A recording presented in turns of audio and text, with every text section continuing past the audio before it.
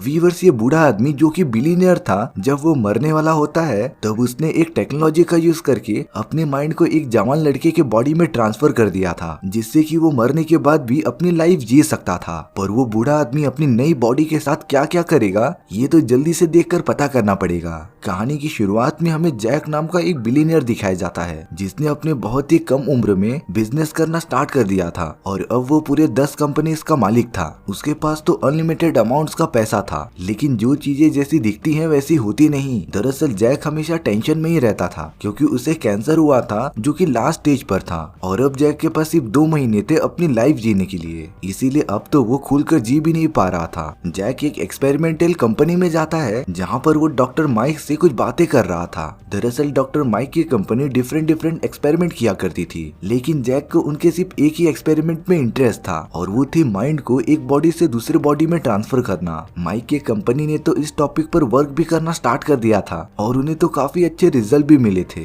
पर अगर कोई भी अपना माइंड दूसरे के बॉडी में ट्रांसफर करेगा तब उसे अपनी पुरानी जिंदगी की सारी यादें मिटानी पड़ेंगी और उसके बॉडी में नई यादें अपने आप ही आ जाएंगी। इसी बात की वजह से जैक सोच में पड़ जाता है कि वो ये माइंड ट्रांसफर कराए भी कि नहीं। जैक ने तो इस बारे में बहुत ज्यादा सोचा था। उसने लिटरली माइंड ट्रांसफर के बारे में काफी सारी जानकारी लेना शुरू कर दिया था और तब जाकर वो इस कंक्लूजन पर पहुंचता है कि वो अपना माइंड ट्रांसफर जरूर करा लेगा। एक दिन जब जैक की तबीयत बहुत ज्यादा खराब हो जाती है तब उसे हॉस्पिटल लेके जाने के बजाय डॉक्टर माइक के लेबोरेटरी में लेके आया जाता है और अब वो जैक के बॉडी पर एक्सपेरिमेंट करना स्टार्ट कर देते हैं, जिसमें कि वो जैक के माइंड को एक दूसरे के बॉडी में इंसर्ट कर देंगे। कुछ टाइम बाद जब जैक अपनी आंखें खोलता है तो वो अपने आप को एक जवान लड़के के बॉडी में पाता है। वो तो साइड में अपनी पुरानी बॉडी को भी देख पा रहा था। जैक को तो ये सब एक टाइम पर एकदम चमत्कार लग रहा था, लेकिन जैक को बार बार चक्कर आ रहे थे और उसे कुछ भी अच्छे से दिखाई नहीं दे रहा था। दरअसल दूसरे की बॉडी में माइंड ट्रांसफर होने की वजह से दिमाग के सेल्स बॉडी के साथ कांटेक्ट करने में थोड़ा सा टाइम ले रहे थे और ये सब कुछ टाइम में ठीक हो जाएगा। जैक अपने नई बॉडी के साथ ट्रेनिंग करना स्टार्ट कर देता है, जिसमें कि जैक ये सीख रहा था कि वो इस नए बॉडी को आखिर हैंडल कैसे करे। डॉक्टर माइक जैक को कुछ पिल्स देते हैं जिसे खाकर उसे चक्कर नहीं आएंगे, लेकिन अगर उसने ये पिल्स लेना बंद कर दिया ना